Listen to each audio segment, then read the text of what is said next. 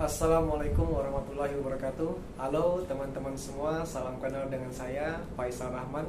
Di akun YouTube baru saya ini saya pengen membahas masalah seputar batu permata.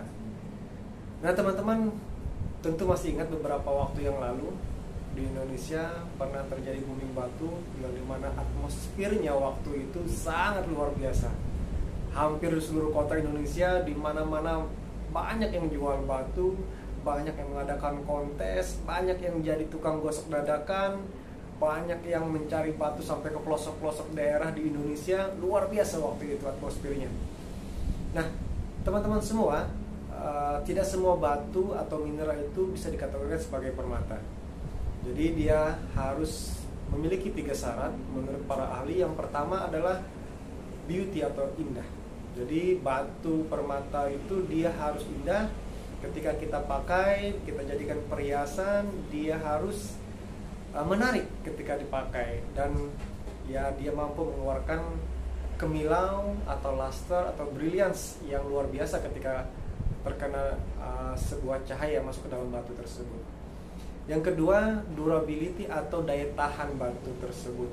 Jadi batu ini dia harus bisa mempunyai daya tahan yang panjang atau kuat. Jadi sehingga bisa kita pakai bertahun-tahun bahkan berpuluh-puluh tahun. Jadi tidak heran kalau teman-teman semua di rumah memiliki peninggalan atau warisan dari kakek nenek moyang zaman dulu.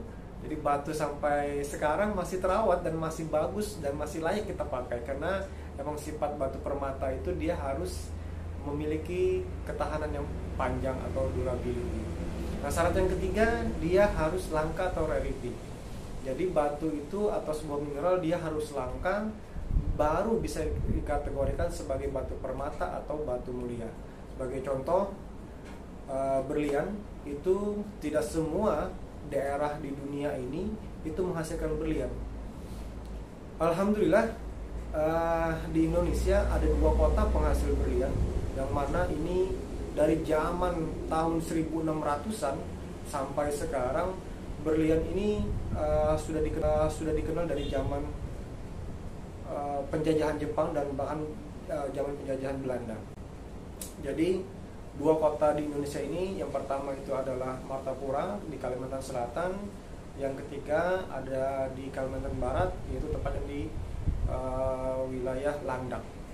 Jadi teman-teman sekalian, Indonesia ini menjadi salah satu penghasil berlian yang ada di dunia, walaupun dengan skala kecil, karena yang paling besar itu ada biasanya di wilayah Afrika dan di wilayah Rusia.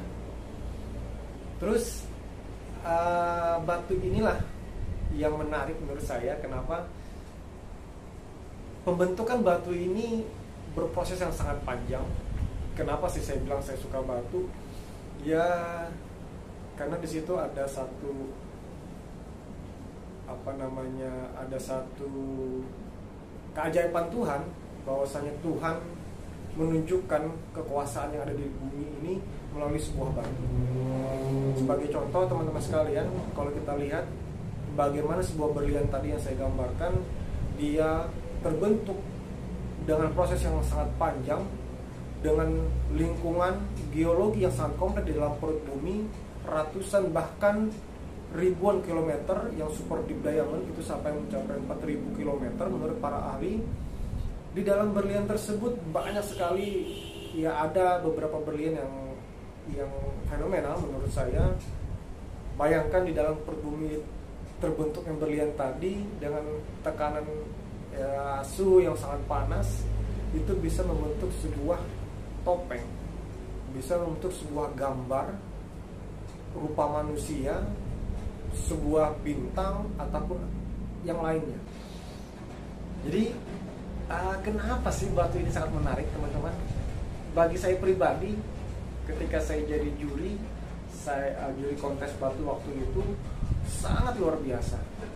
Lihat batu-batu yang punya gambar alam, punya gambar pemandangan, punya gambar makhluk hidup, manusia, sosok, wajah, sosok. Wah, luar biasa. Saya tidak bisa menyebutkan satu-satu, tapi subhanallah, disitulah saya menyadari bahwasanya itulah kekuasaan Tuhan. Kekuasaan Allah yang menciptakan bumi ini, dan Dia mengingatkan kita melalui batu. Bagaimana sebuah batu yang terbentuk di dalam perut bumi, yang sangat dalam, yang proses sangat panjang, membutuhkan geologi kompleks sekali, dengan tekanan panas yang sangat luar biasa, bisa menghasilkan sebuah gambar dalam batu. Kalau teman-teman lihat di pameran, di dalam sebuah kontes, ataupun koleksi teman-teman yang sudah dikumpulkan dari zaman dulu, itu banyak sekali. Ada yang gambar pemandangan, wajah orang, benda, apapun itu, sangat luar biasa. Jadi itulah akhirnya saya menyadari bagaimana kekuasaan Tuhan yang jauh dalam perut bumi, tapi ada sebuah kekuatan Tuhan yang Dia menciptakan di dalam sebuah batu. Ya, kita tentu manusia terbatas kemampuannya, kita cuma bisa melukis di dalam sebuah kanvas. Mungkin di atas permukaan kanvas kita bisa melukis apapun yang kita mau, apapun yang kita suka. Tapi bagaimana kita melukis di dalam perut bumi dengan suhu temperatur yang sangat panas, yang sangat dalam perut bumi? Saya rasa tidak ada manusia yang mampu selain kekuasaan Tuhan. Jadi disinilah saya menyadari, ternyata sebuah batu ini adalah suatu tanda kebesaran Tuhan yang masih bisa kita pergunakan sampai sekarang. Jadi ya teman-teman, kalau punya batu, mungkin ya teman-teman pasti punya cerita yang klinik atau dunia-dunia magic. Nah, nanti mungkin teman-teman silahkan kolom di komentar, kita akan bahasnya itu. Karena itu tadi, secara keilmuan batu ini dia umurnya miliaran tahun, bahkan jutaan tahun yang lalu. Pasti orang sebelah, alam gaib, ya jin dan sebangsanya itu, dia banyak yang numpang hidup atau menumpang di dalam batu-batu kita ini. Jadi saya yakin teman-teman pasti punya banyak cerita tentang ini. Kalau kalau teman-teman suka dengan channel ini, silahkan di subscribe, di komen ataupun di like. Nanti insya Allah akan saya balas, akan saya coba masukan dari teman-teman, akan kita bahas di berikutnya. Mungkin itu yang bisa saya sampaikan.